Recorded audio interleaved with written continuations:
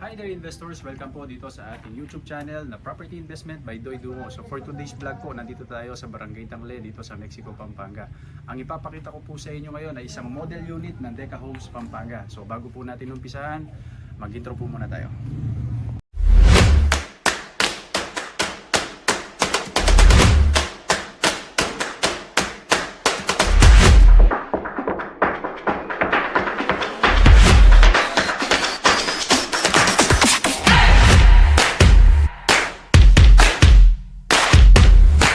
Okay, so welcome po dito sa ating vlog, ano?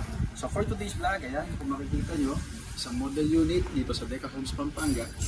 Dito sa unit po natin ito, ang pinakasukat po nila is nasa 52 square meter. Pero magdidepende po yan if you, kung makukuha nyo is corner lot or yung mga end unit. So dito magkakasya, isang sasakyan. Ayan. Kung corner lot po makukuha nyo, siyempre mas malaki ang space. So kamukha po nito, ito papakita po natin sa inyo. So ito muna labas yung ating ikutan, ano? Dito makakapaglagay po kayo ng inyong garden, yung inyong mga bodega, tapos pwede po kayo maglagay ng sampayan po dito. At the same time, dirty kitchen, pwede rin po siya dito. So magdidepende na lang po sa inyo kung paano yung design ng inyong bahay. Ano? So dito ang ginawa po nila is meron po siyang pinaka fire exit dito sa likod at makikita nyo yung kanyang dirty kitchen. So bago po tayo pumasok dito, doon po muna tayo sa harap. Alam nyo po ba na sa halagang 10,000 pesos only makakakuha na po kayo ng isang unit na ganito. So tama po ang narinig nyo, 10,000 pesos lang po ang reservation fee po natin. Pasok po tayo.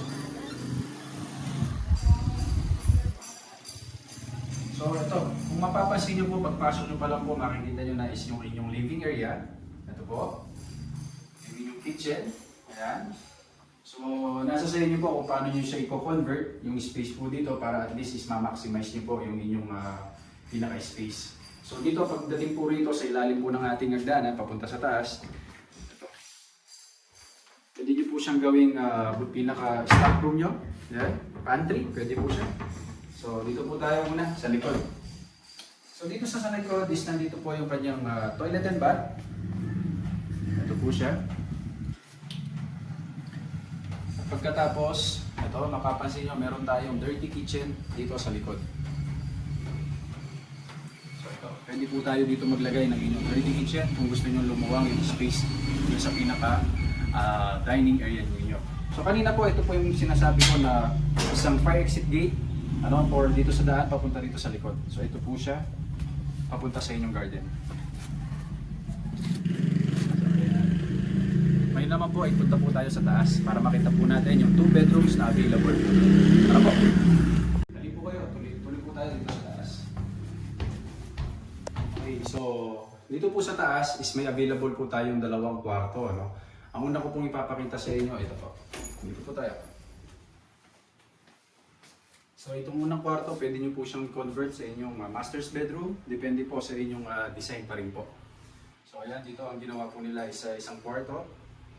Tapos, ito na yung kanilang pinakabintana. So, gumamit sila ng awning. Ayan. Para mas mabilis pumasok ang hangin. At the same time, malaki po yung pinakabintana nila para sa pagpasok ng liwanag ng sa labas po na manggagaling. So at least eco-friendly pa rin po siya. So ayan. Ito. So kung mapapansin nyo, napakalaki po ng bintana. Papasok po yan. So, sunod po tayo sa kabilang kwarto po. Okay, so ngayon po dito na po tayo sa pangalawang kwarto po natin. Ano? So, pagpasok nyo po dito sa kwarto, kung mapapansin nyo, very spacious po siya, maluwang po siya. So, nasa sa inyo po kung paano yung design na gusto nyo. So, dito sa ginawa nilang design is meron po siyang office area. Ayan, lalo-lalo na doon sa mga nag-online job, ayan, pwede po siya. Tapos dito, naglagay po sila ng malaking bintana, which is ang ginamit po natin is jalousie. So kung mapapansin nyo, yung pagpasok po ng buong laki po ng ating bintana is talagang napapapasok po natin yung hangin na nanggagaling sa labas. Ngayon, kung talagang mainit po, pwede po kayong mag-install ng inyong window type or split type na aircon. So kung ako po ang tatanungin nyo, advice lang po sa ating mga investors, mas maganda actually yung jalousie. Kasi yung buong laki po ng bintana talagang yung pasok po ng hangin is maganda. So anyway, depende po yan sa location, depende po sa design, at depende pa rin po sa may-ari ng bahay. Okay, so kakatapos lang po natin na ikutan itong model unit po natin ng Deca Homes Pampanga. So ngayon naman po is bibigyan ko lang po kayo ng idea kung ano po yung mga establishment na malapit po dito. Unang-una na po dyan isang Marquee Mall, meron po tayo dyan, malapit lang po. Tapos ang Angeles exit sa NLEX. Pagkatapos meron po tayong Robinson, meron tayong Pure Gold, OSAID na malalapit dito. Tapos may mga churches at schools din po, elementary schools kung balak nyo maglipat po ng mga estudyante, meron din po malapit dito. So inuulit ko po, kung kayo po ay bagong pamilya, bagong nagbubuo pong pamilya, let's say meron po kayong isa or dalawang anak, tamang-tama lang po itong unit po na ito. Okay po, sana ay nagustuhan po ninyo ang ating tour dito sa Deca Homes Pampanga. Kung kayo po ay interesado, meron po akong naka-flash na number, contact number dyan sa ating screen.